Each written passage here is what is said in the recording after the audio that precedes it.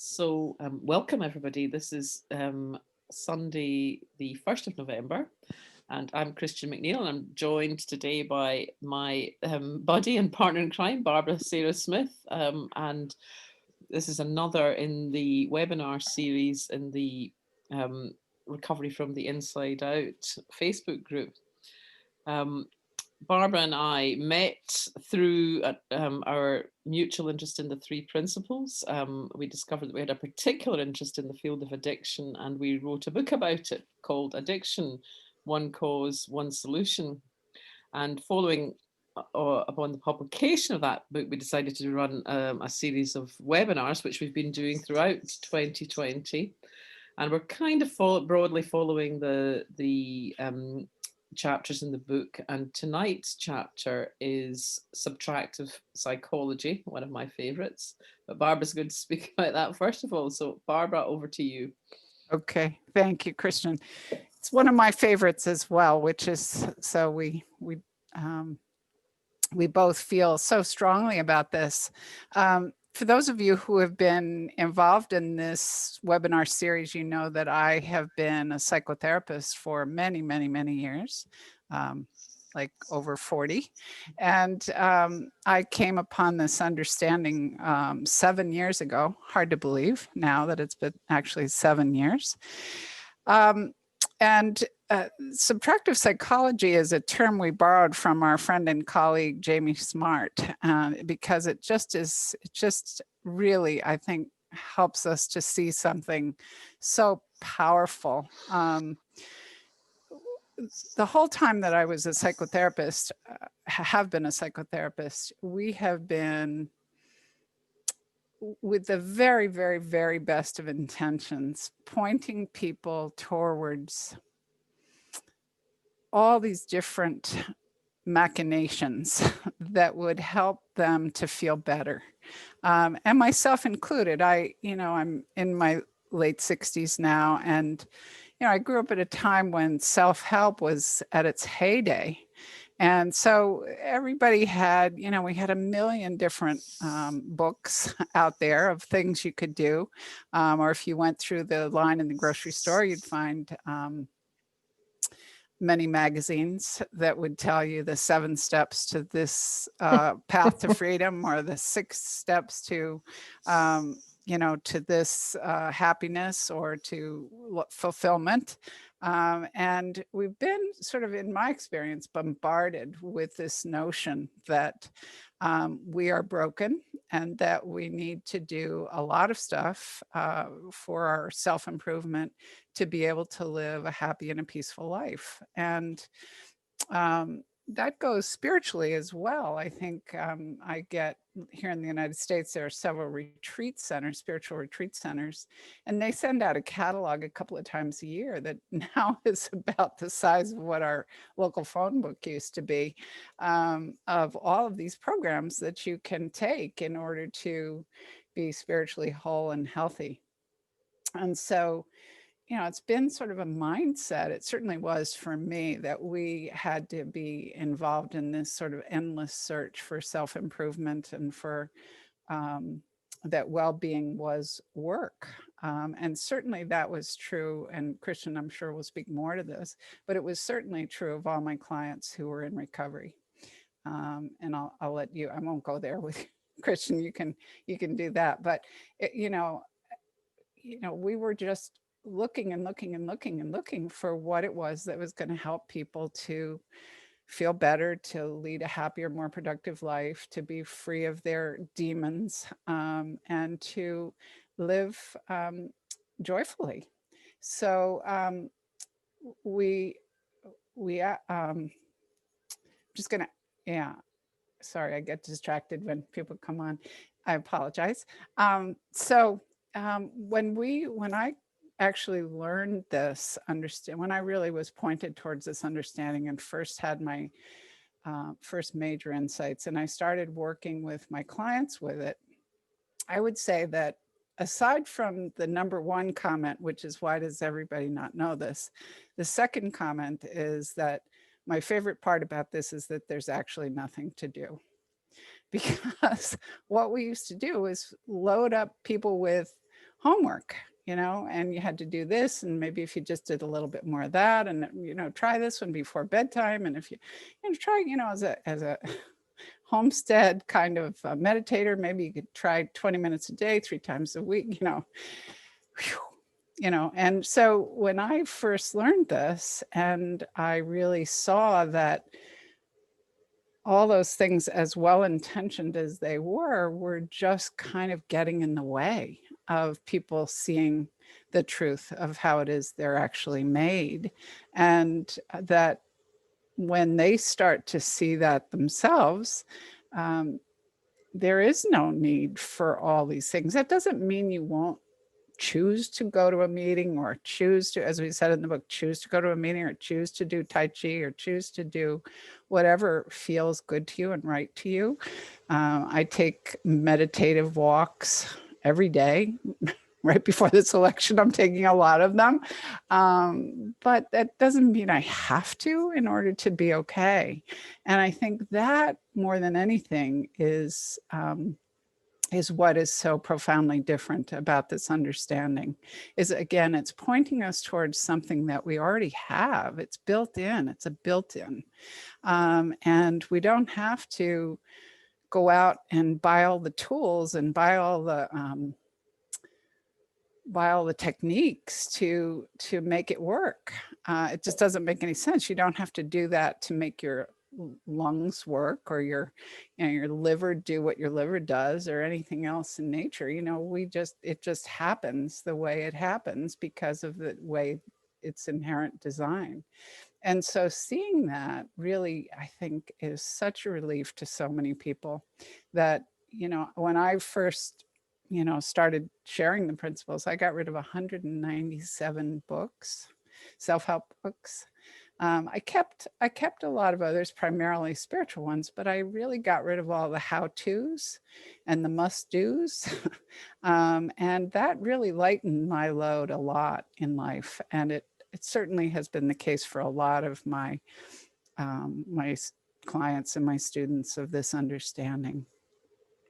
So with that, I'm going to turn it over to Christian. You may want to talk about whatever she wants to talk about. Yeah, thanks, Barbara. Thank you. And because we've had this topic coming up, I guess it's sort of been on my mind, and I posted something on the Facebook group this week about which sort of stems from a kind of repeated conversation that I have with a young woman that I know in recovery, and she's always saying to me, yeah, my problem is I don't have any self-esteem, and I have, especially, to be honest, that there has always been something about that concept that jarred slightly, but certainly for the last 10 years since I've been involved in the principles, I've come to see that self-esteem really isn't a thing. That it's, but it's emblematic of what you were talking about, Barbara. I think of a sort of goal that people would get in their mind, that they had to sort of build up like a muscle, and you might get there by, you might be lucky, you might have been sort of blessed with people who nurtured your self-esteem coming along, or you could maybe, if you hadn't, then you went the hard route by working on it, like building out your muscles and so on. And there was something about that I just kind of instinctively knew wasn't right, and which is why I went into that. I made that post, and there's been some discussion on it in the Facebook group. But it seems to me that what the principles it has enabled me to see, and I had an insight about this today when I was just driving home, that I used to think that we were like kind of blank sheets, and that we kind of made ourselves for good or ill, and we might have accidentally gone down the wrong route, and then we'd have a whole lot of stuff to rub out before we remade ourselves in a more positive image. But it strikes, what I understand now is it's not like that at all, that we really do have these innate capacities that are just our birthright. For example, I think probably quite uncontroversially, all human beings have the capacity to learn. Now they don't have babies don't have a huge amount of kind of intellectual knowledge, but they have the capacity to learn. And in those first few years of life, they learn to talk, and they learn a language, they learn to walk, they learn to, do all sorts of things. Um, and it's an innate capacity that doesn't require. It's there now, and it's something similar with the capacity to create our experience, that it's, and even create implies that it's almost something conscious as opposed to a process that just works. But when we're when anybody is feeling good, then it's simply the reflection of the positive thought that's running through them. And ironically, when we get into the idea that something like self-esteem or anything else, sobriety or anything else, has to be sort of worked at, then that puts something on our mind. It puts the first of all, the idea that we need to work at anything is in itself a thought. It's a belief that we buy into, and the more we buy into that belief, the more we engage with it. It seems that the more we put on our minds about what has to be done, and where we're falling short, and how we compare to other people, it and that was very much my experience of recovery. I came there with the idea that I've made all sorts of mistakes. There's a whole lot of remedial work to be done, and it's going to be hard work. And expressions like, well, now you've got to roll your sleeves up and get on with the hard work. Those kind of things abound. And like you said, in the world of psychotherapy, Barbara, that comes from the best of intentions. It comes from caring. It comes from the idea that this is what's required in order to get the new, shiny, improved version. And also, and ironically, as soon as somebody stops drinking or drugging, then there's more chance of the essence of them to come to the fore, and they are kind of shiny and improved, but it's not. It doesn't have to be by effort. And I think what's lovely about this work, or one of the things that's lovely about this work, is there's the opportunity to begin to see how all of our present day pain and discomfort and judgment is essentially a reflection of the present moment thinking that we have. And we don't choose that thinking. Thoughts think themselves, they just flow through us and do their thing. But that's the only thing that's ever going on. And as we start to see that, as we start to have insights into the process, those painful and weighty and unpleasant thoughts begin to dissolve, and that's the subtraction starts. And it seems to me that there's almost something of a snowball effect with that yeah, for many people the first insight is one insight into an area of life. For me, it was the idea that I wasn't broken. That was my first three principles insight, if you like. But from there it widened out into other things, and as those insights occur, what happens is that the thinking that supported them, the thinking that supported the maybe long held limitations and emotional distress or need for compulsive behaviors, but that begins to dissolve, and that's what's subtracted. And the more of that's subtracted, the more the essence of who we really are is revealed in that moment, and we're free in that moment. We're emotionally free, spiritually free in that moment. And then for me, and I have heard other people talk about this, but I don't think anything's universal in the terms of in terms of how we come to this understanding. But for me, there was such a sharp moment of insight where what I believed was stressing me out literally disappeared, and I saw it disappear. That it was like, from that moment, there was a sense that, oh, it really is always my thinking. It is always my thinking, because I went from so caught up and anxious and overwhelmed to complete peace in a second without anything changing outside of myself. And I'm saying because that's just what happened, but it's so I still get caught up, and I still can really believe that the circumstances I'm ruminating on or engaging with or thinking about are the cause of my distress. But it doesn't stick around for so long. I always wake up to, it's just my thinking again. I don't have to go there. I don't need to stay there. That there's at least a mini moment of insight, and once again that garbage just dissolves. It's subtracted from my experience, and what's left is just simply clarity, freedom, and peace. Which is why I love that experience, and I love talking about it, and I love hearing other people talk about it. And I think that's why this is one of my favorite aspects of this work. So, Barbara, anything else that you'd like to add to that? No, I don't think so. I think, again, just pointing people towards this amazing design. And I guess the only thing I would add to it is at least in my life, and I think it has been for a lot of people, when we understand that our source of our feelings never has been from the things that have happened to us in life,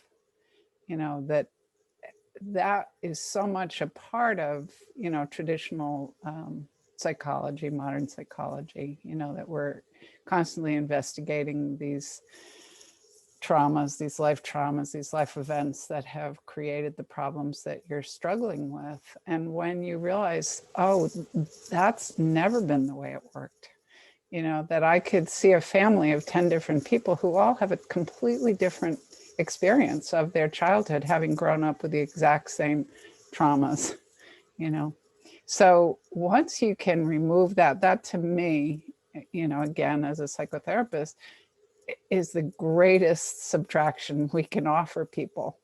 Like your experience is not coming from what happened to you. As much as it may feel like it is, it's not, and it never was. And again, this is where psychotherapy innocently, I mean, I didn't want to make my clients suffer any more than they were, but we innocently really truly believed that that was the case, that was where the experience was coming from. And when you believe that, until that misunderstanding is corrected, it really just, again, leads you on this sort of hamster wheel of searching and struggling. And again, like Christian referred to it, the answer to that, when that misunderstanding is corrected, is absolute freedom and peace. It's like, oh, right, okay. Yeah, that happened. No question about it, that happened. And we don't in any way, we'll talk more about trauma at a later time, but it absolutely happened. But I am the creator of that experience by how I think about it in this moment. And so, we'll talk more about that. But again, that gives us so much freedom, because you can't change the past. The past absolutely did happen.